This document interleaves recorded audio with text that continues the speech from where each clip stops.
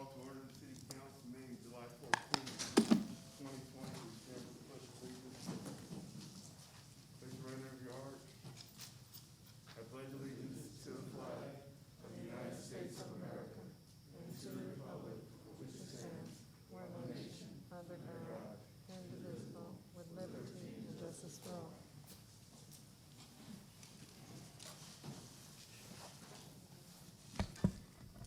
Madam Clerk, could you call the roll? A quorum is present for City Council, Successor Agency, and Housing Authority.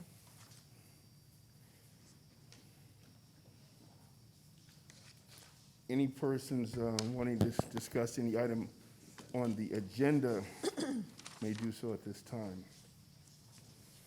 First of all, the call-in line is on the screen, and it's 1-888-251-2949 or 251-861-0694.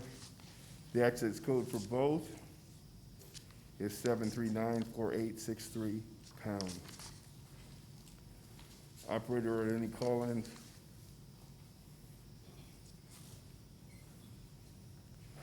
Hearing no comment, we move on to item 1, CSA 1 and H1. Warrant register. Madam Clerk?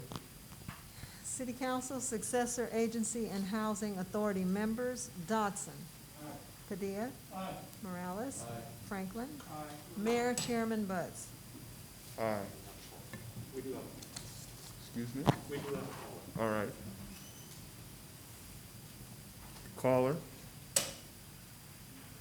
We are here. Okay, you have a call? You have a call? Yes. Go right ahead.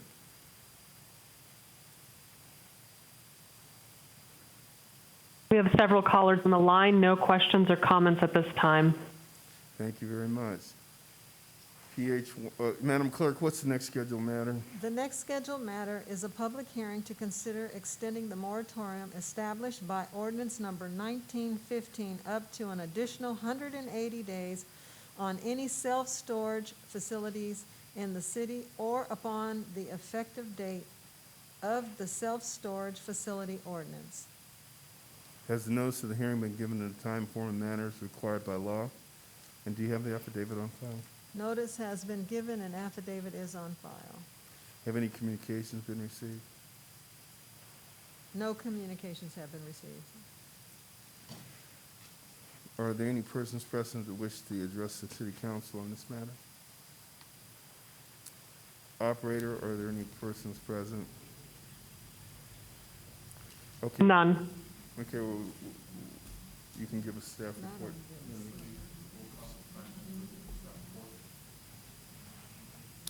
Mayor and council members, before you today is an ordinance to extend the current moratorium on self-storage facilities that is set to expire on July 16th, 2020. This action would extend the moratorium 180 days, which would extend it to January 12th, 2021. This moratorium was originally established in order to allow staff time to evaluate the self-storage facility landscape in the city and bring proposed amendments forward to the Planning Commission and City Council for their consideration. And while staff has conducted substantial research on this matter, additional time is needed to conclude the research and bring proposed amendments forward to the Planning Commission, City Council, and take it through the notification and public hearing process. As such, 180 days is recommended to complete these actions. That concludes staff presentation. Thank you. Madam Operator, are there any members of the public that wish to comment? There are none. All right. Is there a motion by the council? So move. The ordinance. Second. I'm Madam- sorry, also motion to wait for the reading. Second. We do Madam that. Clerk? We do that first. Council members: Dodson. Aye. Padilla. Morales. Aye. Franklin. Aye. Mayor Butts. Aye. Now, will someone move to introduce and adopt? Who's introducing it? Second. What? It's already been moved actually Well, by still Franklin. Yeah, I'm Moved in asking who- second. Well, we still have to vote on it. They're two Yeah. separate. Right. Okay. Madam Clerk? Council members: Dodson, Aye. Padilla, Aye. Morales, Aye. Franklin, Aye. Mayor Buds. Aye. Consent calendar, items 2 through 5. So moved. Second. Madam Clerk. Council members: Dodson, Aye. Padilla, Aye. Morales, Aye. Franklin, Aye. Mayor Buds. Aye. SPH 1. Staff report requesting that a public hearing be set to receive public comments and take final action on the draft fiscal year 2020-2021 annual action plan. Set the public hearing for July 21st, 2020 at 2 p.m. SPH 2. Staff report requesting that a public hearing be set to initiate proceedings for the annual levy and collection of assessments for the Morningside Park Maintenance Assessment District 1974-2. So before we do that, would you two, SPH 2 through SPH 5, and we'll vote on them as a group? You want me to go ahead? Okay, Yes. do them all at one time. Do them all at one time. SPH 2 is staff report requesting that a public hearing be set to initiate proceedings for the annual levy and collection assessment for Morningside Park Maintenance District 1974-2.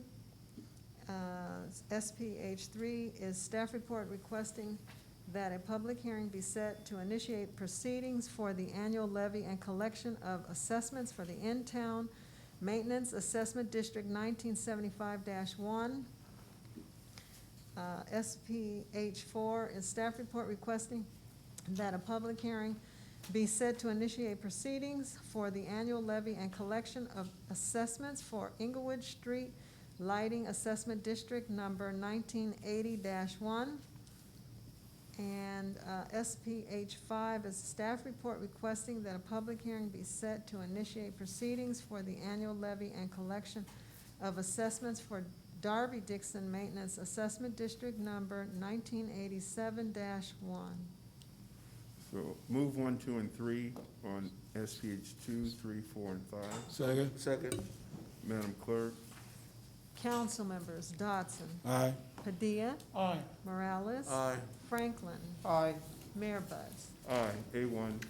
Thank you, Mayor. As to the closed session item number CS1, there was a closed session, the discussion was held, and no reportable action taken. As to A2, there's no oral reports from the city attorney's office. CM1. Thank you, Mayor. There are no oral reports from the city manager's office. CC1. No remarks. Thank you, Mayor. Any persons wishing to address the city council on any matter connected to city business not elsewhere, consider an agenda may do so at this time. 1 minute. Madam Operator, is there anybody on the line? None. All right. 1 minute, Ms. Brown. Yes, I'd like to, I'm the treasurer of the city. I would just like to point out regarding the current, for the fiscal year 18-19, the negative unrestricted fund balance has increased from $450 million to $475 million, an increase of $25.4 million. Employee layoffs have happened. I know of 3 that have been laid off. And also the liabilities, our assets exceed our liabilities by $165 million. That's negative. Furloughs are possibly scheduled later on in the year. And the city is to be closed every Friday. And I'd also like to point out that over again, with what's all going on with regard to the city, the council has said that I've been giving out negative information. I've been a treasurer for 32 years. The state controller, Betty Yee, agrees with me. The former supervisor of Orange County, John Morlock, agrees with me, as well as the former city manager for the city of Santa Monica, in a recent article in the LA Times, also agrees with me. Ms. Brown, you're And so the treasurer Ms. has Brown, given you're at- correct information. Ms. Brown, you're at time. Ms. Brown, Ms. Brown, thank you very much. You're at time. So- Mayor, Aisha has some public Sure. comments Aisha. from an email that we got in. Thank you. Thank you, Mayor and Council. We received an email from Allison Gallagher, and she states, writing because a dear friend, partner stated a petition for her brother, B.J. Slater, who was killed by Inglewood PD in 2019. She says she's been reaching out to various state and relevant elected officials to share B.J.'s story and the link to the petition that is gaining steam quickly, and she lists the email. And then she says, BJ's sister Crystal was hoping to attend the meeting of the Citizen Police Oversight Commission this evening to share her brother's story and engage the commission since it was set up to be a system of civilian oversight of allegations of police misconduct. However, it appears that tonight's meeting, like every single meeting before since November 8, 2017, was canceled. This begs the question, how much oversight is the committee providing? Where are people who have valid grievances with the Inglewood Police Department supposed to turn to have their voice heard? Since the mayor and each member of the Inglewood City Council appointed 2 members to the commission, I'm curious if you have checked in with your appointed members to hear why they've canceled meetings for the last 2.5 years. It is absolutely outrageous that this committee hasn't even attempted to live up to its purpose. As a refresher, your website states, yes. Your minutes Yes, are- sir, thank you. Okay, so, council comments. Ms. Clakey, could you come up for a minute?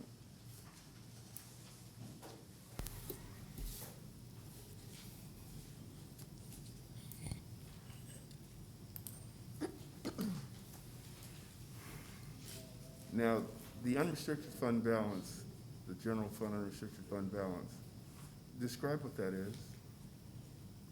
Unrestricted fund balance would be the balance of funds that are not allocated or restricted for a specific purpose, legally bound. Exactly.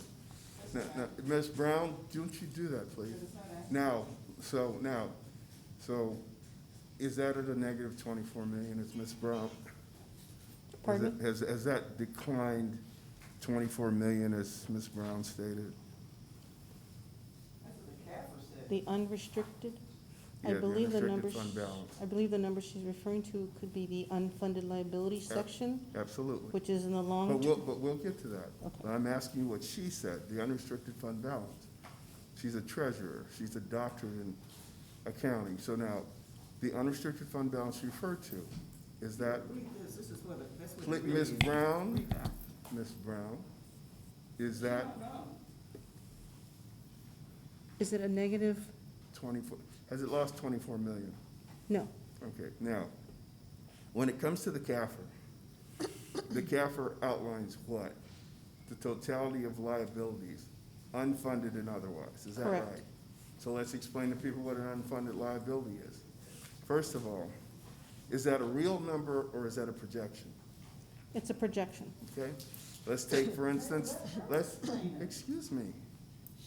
No. Now, I'm asking her questions. Now, Ms. Brown, you're gonna have to leave the chamber if you keep interrupting, all right? Stop. Okay, now, so, when it comes to total liabilities, including unfunded liabilities, that unfunded number, is that a real number or is that a projection in the future if certain criteria It's a are met? projection. It's a projection. Okay, now, when it comes to pension liability, is that included in that total CAFR number? Yes. Unfunded liabilities? Yes. Does that number assume what we would owe today if the city went out of business? If the city went out of business and we had to pay the retirements for everyone that's out there in the world until the actuarial table said that they would die, and everyone that worked here for the benefits they've accrued till now, this is what we would have to have in the bank to pay what's promised to them, is that right? Yes. Is it likely that the city is going to go out of business today? No. The city has been in business since 1908, is that right? Yes. And it's never gone out of business. So the reality is this similar to, and not even the same as, assuming that you had to pay off your entire mortgage today? That Yes. you were going to lose your job and you had to have so much money in the bank, say you owe $700,000 on your mortgage. And now you assume that you're going to lose your job today and never work again, Well, then, you have a 700,000 unfunded liability, isn't that right? That's correct. Okay. Now, let's go to, what else did Ms. Brown say? Oh, yeah, okay, now, Mr. Fields, have we entertained furloughs and layoffs? No, we have not. All right. Now, And closed every Friday. have there been any discussion of closing every Friday? No discussion whatsoever. Okay, so where would Ms. Brown have gotten that from? Did she get it from you? I have no idea. No, excuse, no, you're not, we really don't want to hear any more from you. Okay, now, okay, fine. Okay, so you have not announced that we're going to do furloughs. No, I've not. You have not announced that we're going to close every other Friday. No, I've not. Has the council told you or suggested that? No. All right. Thank you, Ms. Quake. Thank you. Councilman Dodson, District 1. No, we heard enough from you. Go ahead. Thank you, Mayor. Go ahead. You know, You're out of line. Go ahead. we have a process here that I wish everybody would adhere to. If you got something to say, come to the mic and say it at that time. But after your time is up, please respect this council and be quiet. It doesn't take anything to do that. It's just a thing to do. Only thing I'd like to say, Mayor, is that reminding the people that this virus is still with us and it's ravishing in other cities and states. So be very careful, wash your hands, wear your mask, stay separated if that's possible. Other than that, have a wonderful day and a great weekend. Thank you. Councilman Padilla. Thank you, Mayor.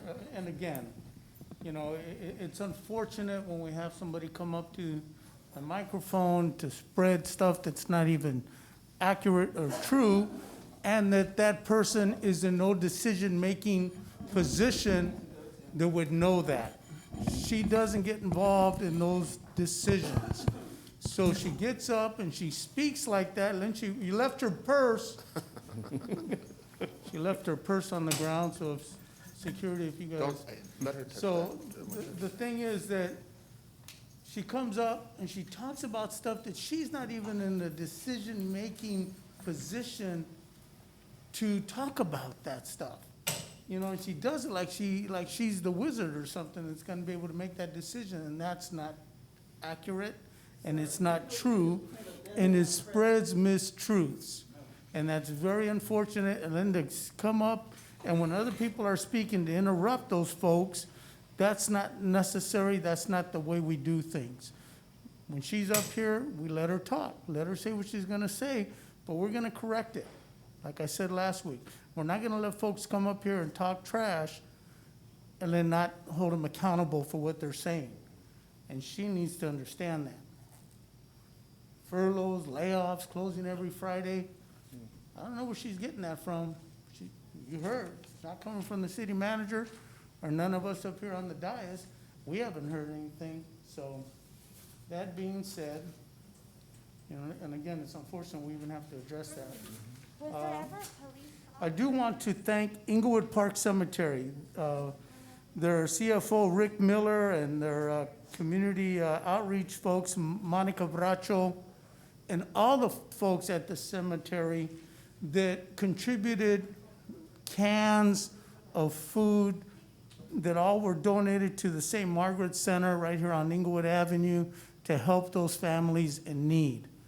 And so, you know, I mean, they are a part of our community, and they are giving back to families in and around the city of Inglewood. So I want to thank the Inglewood Park Cemetery for doing their part to help folks in need.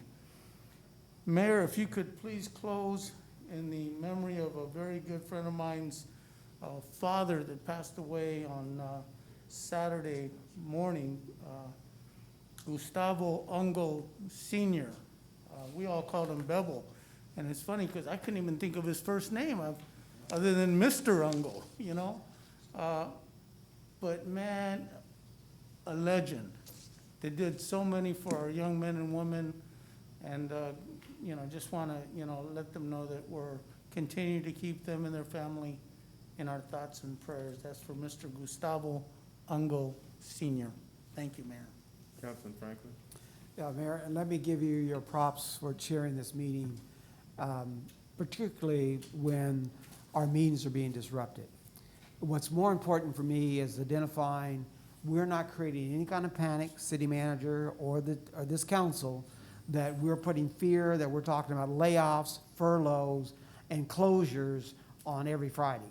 I'm glad we addressed that issue, putting the staff at ease, that is business as usual. As we've already indicated, this council and staff work diligently to generate a reserve unencumbered to make sure that we could handle this emergency such as the COVID-19 epidemic. And so it's our leadership that makes these sound decisions that is what's keeping us afloat. And I just want to thank everyone for doing that. Thank you. Thank you, Mayor. Thank you so much. Councilman Morales? Thank you, and just not to keep it going, because we end up giving it more time than it's worth, but we do have to address it like Alex says. And the thing about it is that it's unfortunate that the public has to listen to it, and it's unfortunate that our employees have to listen to it, and then in some cases wonder if something about their employment is in jeopardy. So we want to let everyone know that if those announcements are made, they're not gonna come from that podium, they'll be from here, the dais, and until that happens, they're not real.